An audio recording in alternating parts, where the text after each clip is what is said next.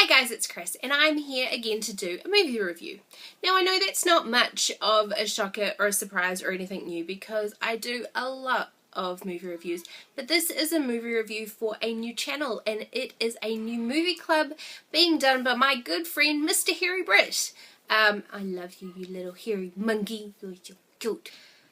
So I wasn't sure if this was going to be able to take part, but I got roped in because the first movie that we're reviewing is the Goonies, the 1985 awesome kid classic, just awesomeness. Now, there was no way that I could not review this movie because growing up as a child, this was my favourite movie. It was my next door neighbour's least favourite movie though because I was constantly trying to build booby traps on their property to booby trap them. I didn't like them very much.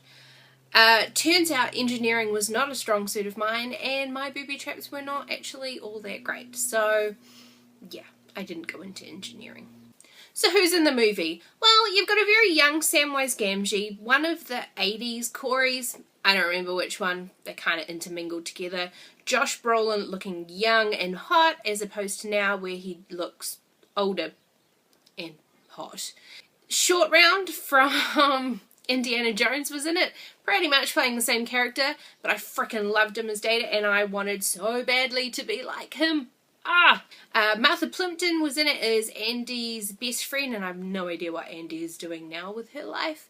And a few other people who did stuff. Now, to say that this movie had an impact on my childhood is kind of putting it mildly. And when I heard that I was going to be reviewing this movie, it was really hard to take the childhood nostalgia out of this movie and just watch it for what it was. Just a movie from the 80s and to look to review it. And I tried really hard to, but as I was doing that, I started seeing some things I didn't really like. Like there was a lot of implausibility going on in this movie. You had to suspend your disbelief quite a lot if you wanted to believe that this is actually how things went. That yes, there really was a buried treasure right there underneath the restaurant that had apparently been around for hundreds of years. I'm assuming it was just an old building that was then converted into a shitty restaurant that then never got used anymore. So it was kind of around about that point that I had to go, you know what, I am not going to try and review this movie anymore. I'm just going to watch it because I don't want my childhood memories ruined because I love this movie. So it's actually been a few years since I watched the movie. And yeah, I could still pretty much quote it word for word as it was happening. It was pissing other people off that were watching it with me, but I don't care because I loved the Goonies and I really wanted to be one when I was younger. And I have a couple of scenes that really stood out for me as ones that I loved the most. I specifically love the bit at the beginning with Mouth and Mikey's mum and Rosalita the housekeeper and how he's translating everything in a not accurate way. I also really loved the scene where they come across all of the pipes underground and start banging on them and making a lot of noise and just the shenanigans that then happens up in the country club.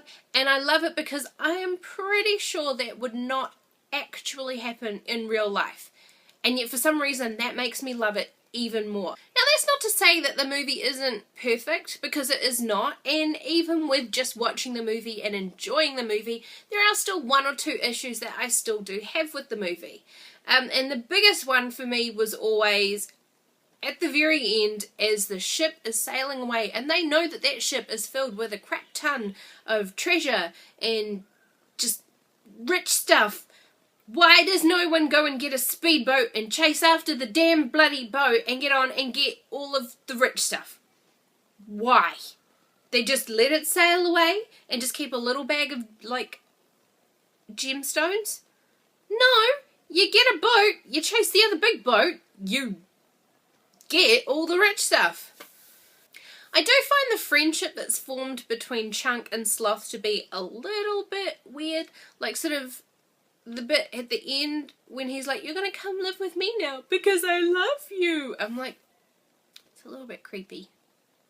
Even back then when I was a little kid and I looked at everything with sweet wonder and innocence, I still thought it was a bit weird. So to sum up, this movie is an emphatic 2 thumbs up from me.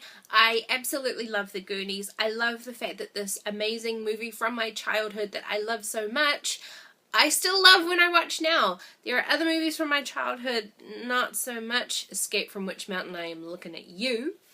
But the Goonies to me, even though fashion and the general cheesiness of it don't really fit in a modern movie today, it's just something about it I love, and I'm going to be making damn sure that my niece and my godson watch it and love it too. And if they don't, I'll lock them in a closet.